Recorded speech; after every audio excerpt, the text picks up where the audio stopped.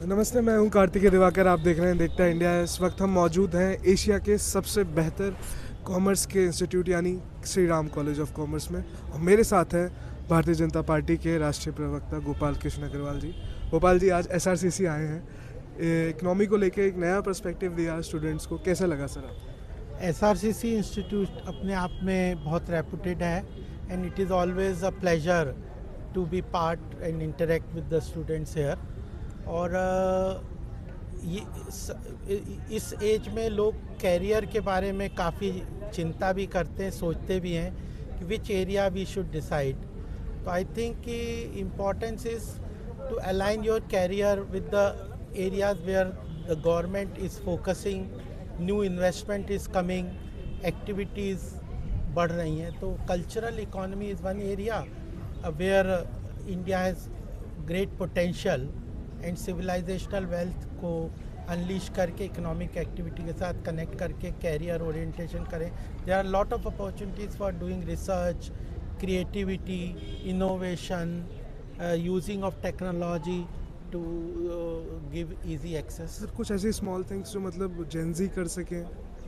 ये मैंने बताया जो इश्यूज हैं, स्पिरिचुअल टेक बहुत अच्छे इवॉल्व आ रहे हैं, lot of apps are being developed into astrology, even various virtual darshans, puja, everything.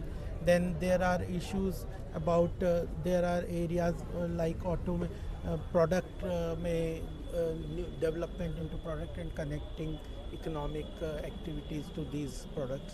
Sir हम दिल्ली यूनिवर्सिटी में देख रहे हैं कि भजन क्लबिंग बहुत ज़्यादा वायरल हो रही है, उसको लेकर क्या कहना चाहिए? हाँ, अच्छा है। तो young generation is looking towards the civilisational values, culture, और इससे बिजनेस एथिक्स वगैरह भी कल्चर से बहुत इम्पोर्टेंट होते हैं कि जो बिजनेस एथिक्स हैं, वैल्यूज़ हैं, वो सब बढ़ते हैं तो बिजनेस एनवायरनमेंट भी बेटर होता है। सर लास्ट में आप यंग माइंड्स को क्या मैसेज? मैं तो ये कह रहा हूँ कि भारत अगर ग्लोबल फुटप्रिंट्स आगे इस्टेब्लिश करना चाहता है तो it has to become an economic power first. So focus on economic growth and development. It will benefit individual and the country also. We have to become an economic power before we try to attain global leadership. Thank you sir. Hi, मैं 12th में हूँ अभी, और I think अगले 4-5 साल में अपने graduation complete करके मैं वर्कफोर्स में आऊँगा। तो अभी काफ़ी सारे प्रोमिनेंट स्टडीज़ आ रहे हैं कि अराउंड 2034 तक बहुत सारे जो अभी करंट वाइट कॉलर जॉब जैसे फाइनेंशियल एनालिसिस, टेक, प्रोग्रामिंग, वो सभी मेजरली एलिमिनेट हो जाएंगे। बहुत सारे मेजर एआई प्लेयर्स जैसे एंथ्रोपिक वगैरह जिन्होंने स्टडी रिलीज़ की थी। तो जैसे इंडिया का 2047 का विकसित भारत का गोल है, आपको क्या लगता है कि वो यूथ की एम्प्लॉयमेंट स्टेटिस्टिक्स को कैसे इम्पैक्ट करेगा? देखिए, जब चुनौतियाँ आती हैं, चैलेंजेस आते हैं, तो अपॉर्चुनिटीज़ भी आती है। अगर एआई एक तरीके से चैलेंज है तो अपॉर्चुनिटीज़ भी नई क्रिएट कर रहा है। और मैंने अभी बताया भी यहाँ पे कि ऑटोमेशन पैराडॉक्स एक बहुत बड़ा जो एक तरीके से एक कॉन्सेप्ट है कि when AI is developing a product and automation will manufacture thousands of products in a few hours time and they will all be unique. तो फिर जो they all will be so much similar कि उसकी uniqueness ख़त्म हो जाती है। तो देन हैंडीक्राफ्ट्स वगैरह जो हैं वो उनकी एक जो every product has a story to tell, तो उसकी भी इम्पोर्टेंस हो जाए। क्रिएटिविटी, डिफरेंसेस, इन सब की भी वैल्यू होती है। तो अपॉर्चुनिटीज़ भी हैं, देन स्पिरिचुअल टेक है, ऐसे अपॉर्चुनिटीज़ भी क्रिएट कर रहे हैं। और अल्टीमेटली एआई में भी आज सनराइज सेक्टर्स के हिसाब से जैसा गवर्नमेंट इन्वेस्ट कर रहे हैं, रिन्यूएबल एनर्जी है, जो रेयर अर्थ के डेवलपमेंट, आज भी एक रिपोर्ट आई है कि India has a very big deposits for thorium, its true potential has not been utilise. Space में अगर हम देखें कि आज there are more than 300 startup in space only, space sector में। अब अगर केवल वो रॉकेट लॉन्च, सैटेलाइट ही लॉन्च होती है तो उसमें वेरियस प्रोडक्ट्स में बहुत सारे इंटीग्रेट होते हैं, बैटरी बननी है, कई तरह के, तो डाइवर्सिफाइड भी होते हैं। रिन्यूएबल न्यूक्लियर एनर्जी में भी सरकार काफ़ी काम करें, तो इसमें स्मॉल इंडस्ट्रीज भी डेवलप, तो अपॉर्चुनिटीज़ भी आ रही हैं. We have to look for opportunities and work in that areas. एक और क्वेश्चन सर, जैसे मेरे फ्रेंड ने मेंशन किया कि एआई आ रहा है and majority of the white collar jobs replace हो जाएंगी, तो आपको नहीं लगता कि जो मेजर कंपनीज हैं एंड जो इमर्जिंग फाउंडर्स हैं वो लोग एआई को ज़्यादा प्रेफर करेंगे? इससे रिच एंड पुअर के बीच में जो गैप है वो और ज़्यादा बाइंड इन हो जाएगा. तो एज एन इकोनॉमिस्ट आपका क्या पर्सपेक्टिव है इसमें? नहीं, इसीलिए हमने कहा कि ट्रिकल डाउन इफेक्ट जो है वो बहुत स्लो प्रोसेस है, पेनफुल प्रोसेस है, और वो पूरी तरह से डिज़ायर्ड रिज़ल्ट जो डाइवर्सिटी जो इनकम डाइवर्सिटी है उसको कम नहीं करता.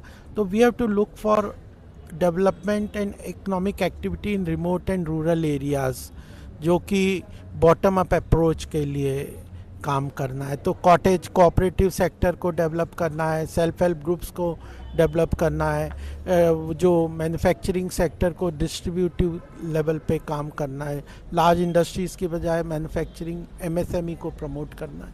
ये सारे करने हैं और इन सब चीज़ों को लेके चल रहे हैं.